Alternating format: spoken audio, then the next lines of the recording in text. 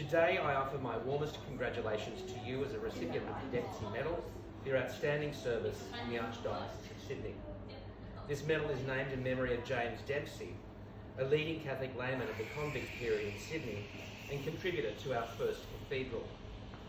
Sadly, current circumstances resulting from the pandemic prevent me from presenting this medal to you in person, so I've asked your parish priest or agency head to present it for me.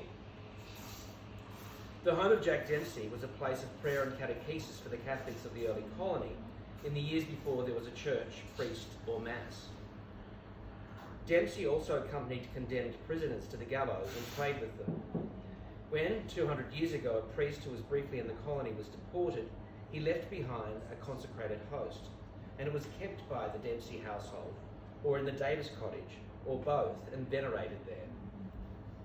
There's a stained glass of this event below the window of the empty tomb on the west wall of St Mary's Cathedral. The medal given out today follows your nomination by your parish priest or agency head. Our Dempsey Medal recipients have served in our parishes, schools, diocesan agencies or associations of the faithful in an extraordinary range of prayer and leadership activities, ministries and community outreach.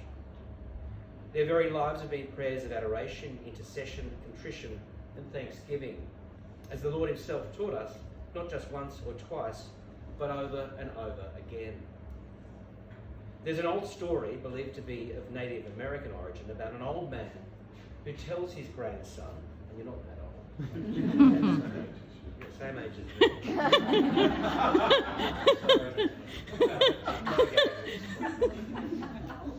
Who do you think's the older?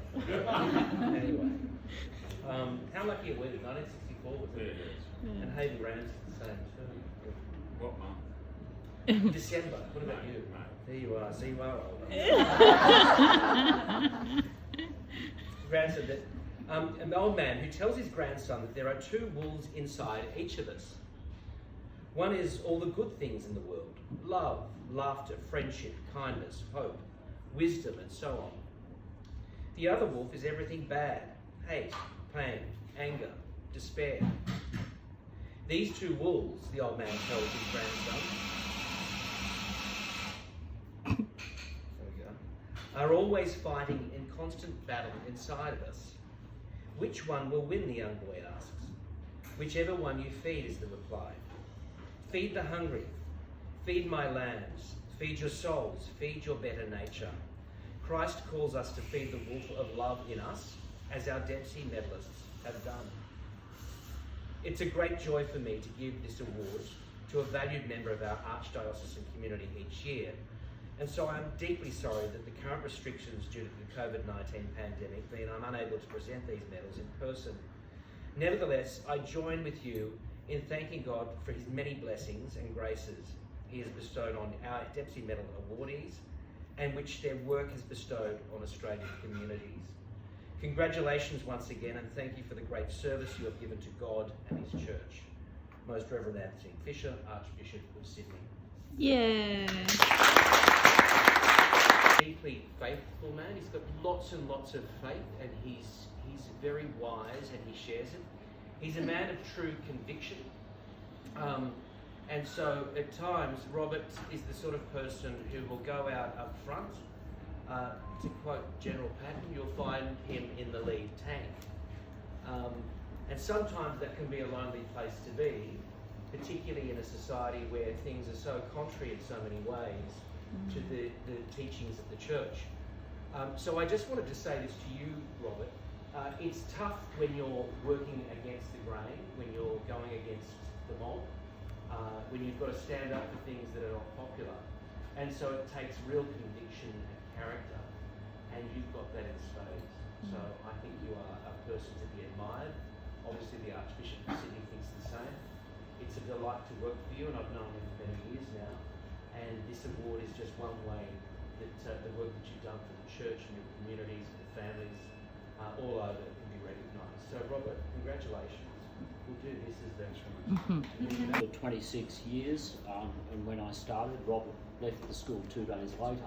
so I'm not sure what that was saying, but we've continued a very good relationship over that time and interspersed with each other. But to acknowledge today, Tony, I'm not sure if you're aware, Robert has actually been awarded his doctorate through the University of Notre Dame, and he did it in incredible time. I think it was 2.5 years or 3 years. It's a doctorate in apologetics. And so I think that we would all know about Robert's passions, his commitments and his abilities, and what you see is what you get, and we would all attest to that, there's no being unsure as to what Robert's thinking, and I think we really value that. Robert is a great supporter of the work of each of you and of Tony, and of this team generally, and of the system. And the two jobs that he mentioned, of the chaplaincies and the CCD, he basically was asked, responding to a request of the Archbishop at the time, as in, we want you to go and do this job. And he did it, and he did it very well. So look, I think as a husband and as a father, and you look at the wall of photographs in his office, I think it shows you the things that he's passionate about.